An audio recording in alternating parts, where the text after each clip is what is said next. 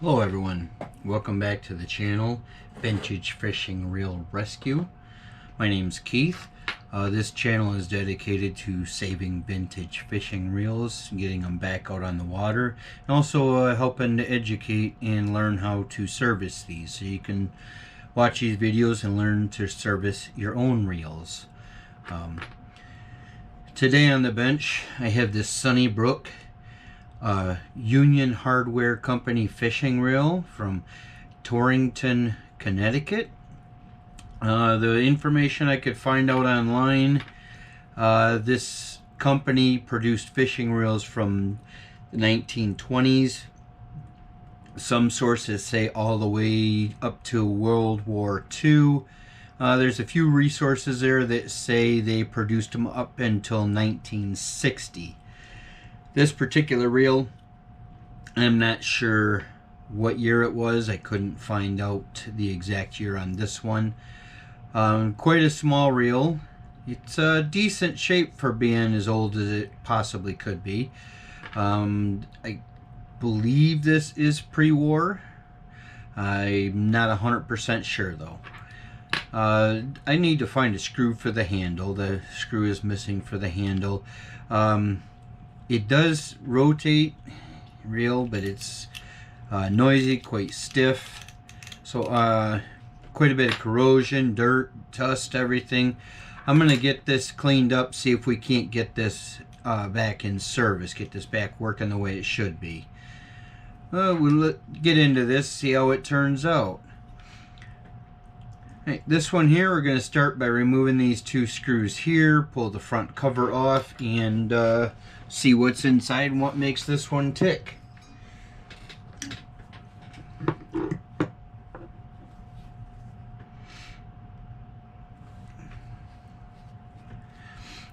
Let's pull this screw here out. You want to be sure to use a right size screwdriver so you don't strip out the screw head. Looks like these ones are kind of already a little bit messed up. They almost look like a brass screw and where the plating is scratched off of them. I can't tell for sure. Alright, now we want to lift this cover off. Want to watch for any parts that may fall out. Any washers, springs, anything like that.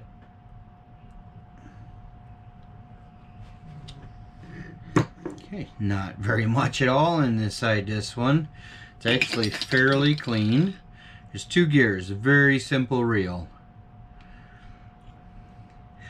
I'll pull the main gear off. This actually does have oil in it. It's not all greased up. A little bit tacky. It's not all gummed up. The spool is actually quite stiff.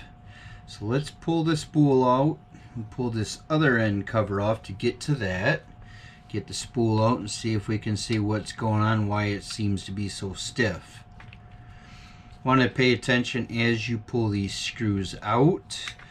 You want to pay attention of the clocking of these plates and also where the screws were. Yeah, make sure they're all the same length. If they're not, you can note where the longer or shorter screw was placed.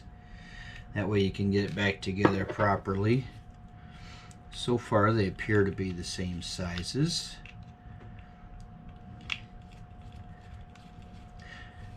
This one does not have the level wind feature. On this one, while you were reeling it in, you would use your thumb on the line and work it back and forth to get it wound back on the spool evenly. And it looks like they are all about the same length and the same diameter as far as I can tell, so it'll be easy to put these back in the correct places. Okay, there's not really much in here either. We do have the clicker right there, the clicker wheel on the back side of the spool, and we'll pull the spool out.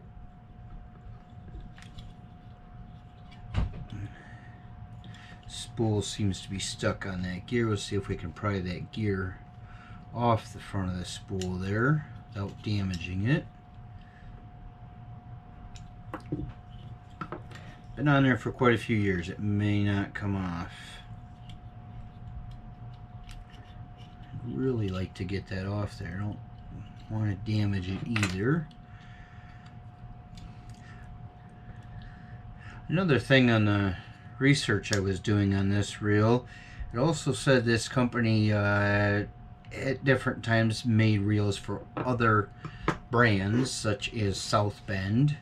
I don't know really much about that to know how true that is. Does not look like that gear is going to come off there. I don't want to damage this, so we're just going to clean it up the best we can with the spool in place. Can't really see any other way to get that off. This shaft does not go all the way through. I can see there's a hole there where you put your line in to anchor it for when you're spooling up the line on the spool.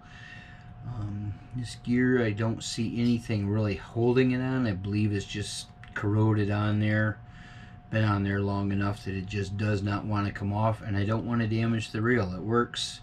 So let's just clean this up the best we can.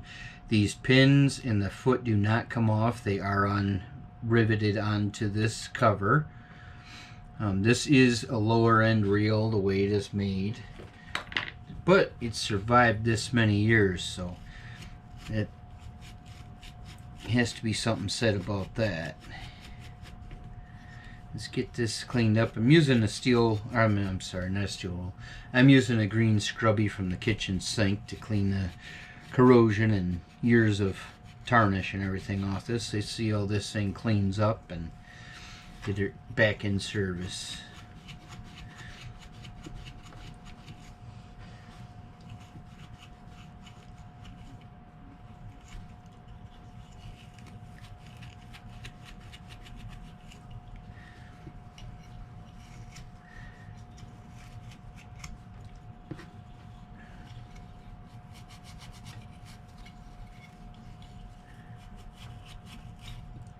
Use a little bit of penetrating oil. That'll help break a lot of that stuff up. There is some of the plating that's been chipped off of the reel over the years. Not really going to hurt anything. This reel probably really won't go back be used again. It may be once in a while, but more as a display piece is what it's going to be, or what probably the best use for it. I guess I don't really see any reason you couldn't use it if it works properly when we get done. Might make a nice ice fishing rod or panfish reel.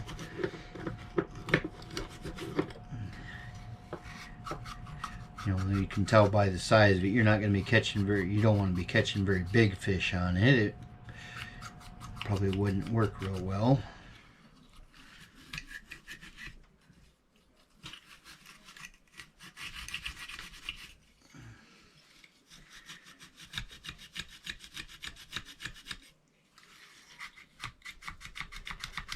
It's actually not cleaning up too bad. It kind of hard to get into here because of not being able to get the spool off of it. I'm trying not to bend anything. Because hey, this is a lower end reel. It made, you know, low cost.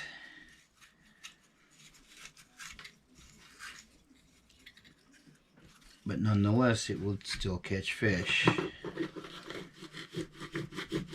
wonder if I can get my brass brush in there, or stainless steel brush even, and clean the inside of this. I actually did bend it, move that a little bit. You gotta be careful about that. You want to get the reel out of alignment and not have it work very well, but it was a little pretty stiff to begin with, so it probably has issues. A little more PB Blaster on here to help break that stuff up.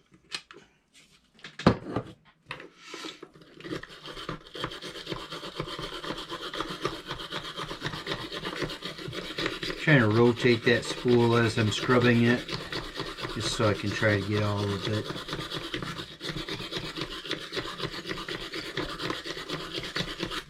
Okay. Some paper towel and try to wipe that all off the best I can. Actually, it looks like this might be like a brass plated with chrome.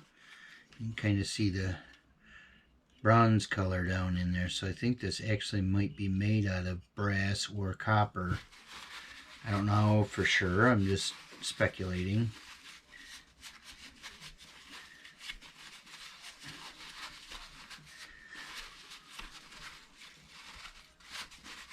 Not going to spend a lot of time cleaning and polishing, because like I said, it is pitted. It is not very easy to get down in there and actually get everything out. And I don't really want to damage anything or loosen up the rivets on that cover. So we're just going to clean it up the best we can and try to get it back in service. At least functioning as a nice display piece, something to talk about.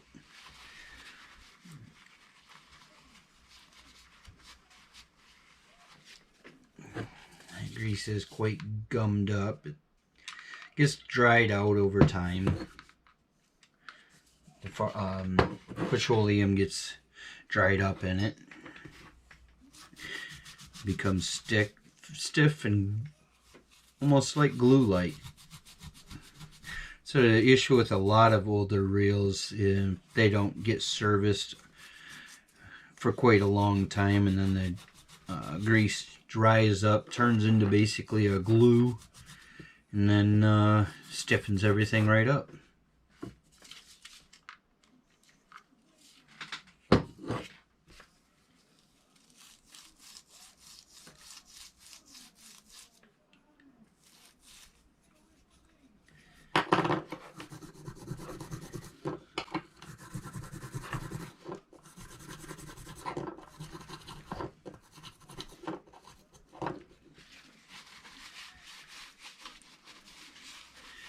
Some of the chrome plating on this is not in too bad a shape. It's real, I mean, for the age of it, isn't it? Really not that bad a shape. You know, get a Q-tip here and get that inside of that clicker spring there cleaned out the best I can. Get all that old grease as much as I can out of it. That's good enough for that. Try to get some of this out of here.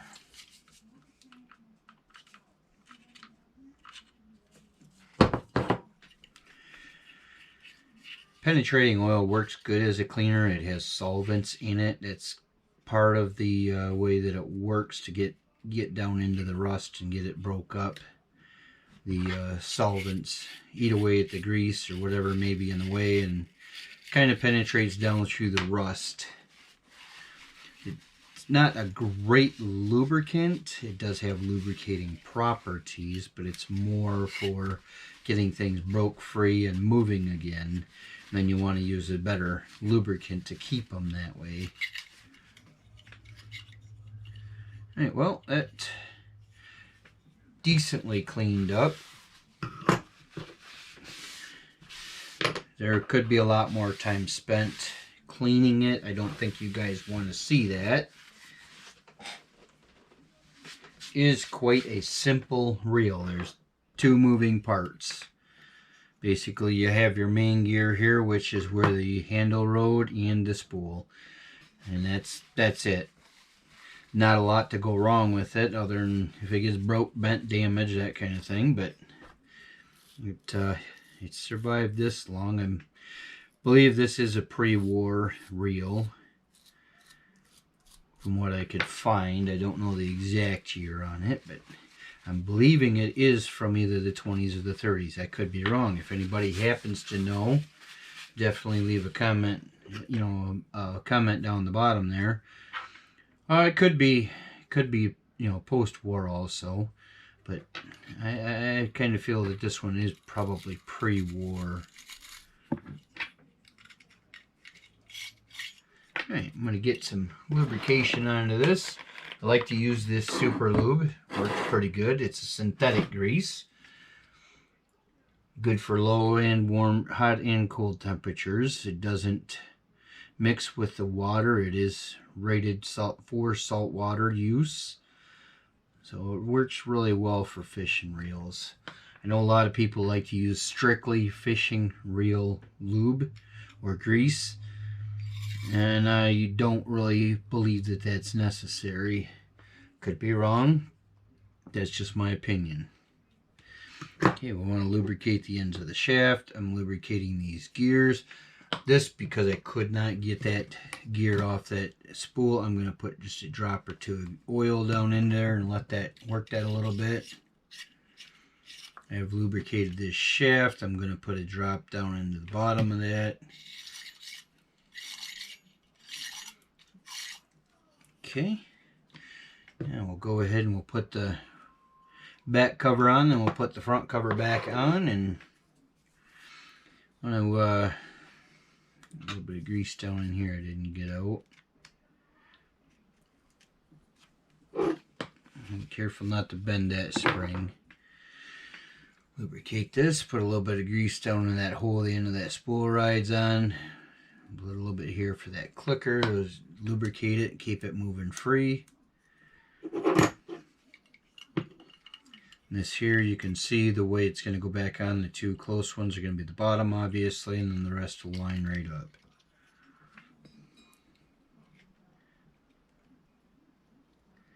And always start these by hand whenever you can. Be careful, that way you can feel them. If they're cross-threading and don't want to turn, you're not forcing them. You don't want to strip out the hole or strip the screw or anything. Those two are actually the front cover screw I'm putting in. Grabbed them by mistake, but they are all the same size, length, and everything. All of the screws I pulled out of this, so I'm not too concerned about exactly where they go. If they were different diameters, different lengths, then I would worry and make sure I get them right. I'm believing this reel has been apart a few times by the looks of the slots on the screws. They're kind of damaged from a screwdriver turning them. They are still usable, obviously, because I just took them out. So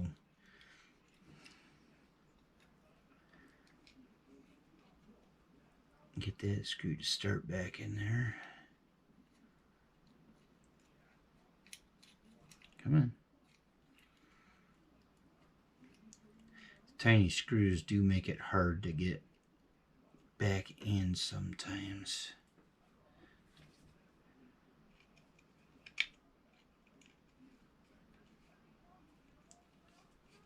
There we go.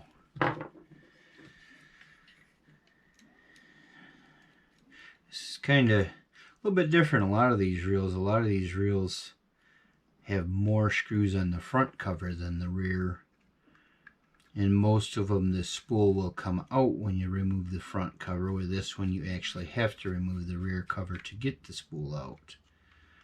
It's quite different.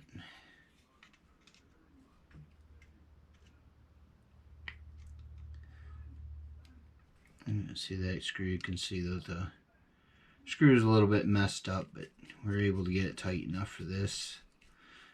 Like I said, this is not going to be, more than likely won't be back fishing. Might take it once or twice, but not as a primary, just to use it. See how it works.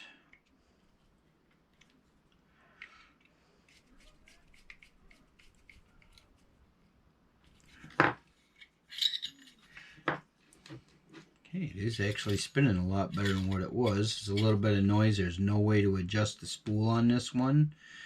It does not have the knob or anything, so not really any way to really adjust it and get it centered. Putting a little bit of lube down here on these end plates just because I could not get that apart. And just make it work all that much better, hopefully. I'm going to put a little grease on the main gear shaft where it goes through that cover. That may be a piece missing because this shaft is a lot smaller than the opening in the cover. That or the bushing could just be worn quite bad. As you could see, there's quite a bit of play there. So I think there may be a sleeve or something that was supposed to be in there that you'd become missing over the years. That could also attribute to the way that the reel was working, you know, quite stiff.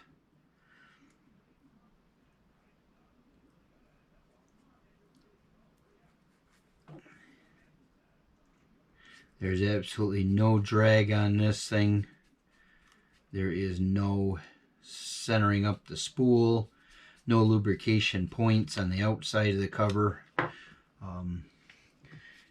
Put a little drop of grease oil down into there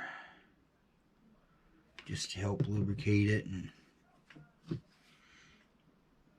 there we are. Didn't spend a lot of time polishing this all up and everything. I didn't figure you guys really wanted to see that. And there it is, actually working a lot better than what it was. Let's see, clicker works. I'm going to find a screw for that handle, so this actually, there's no reason this couldn't be back out on the water fishing. The body's still nice and tight. Sometimes these things get dropped and they get bent, and then it'll rub on the spool.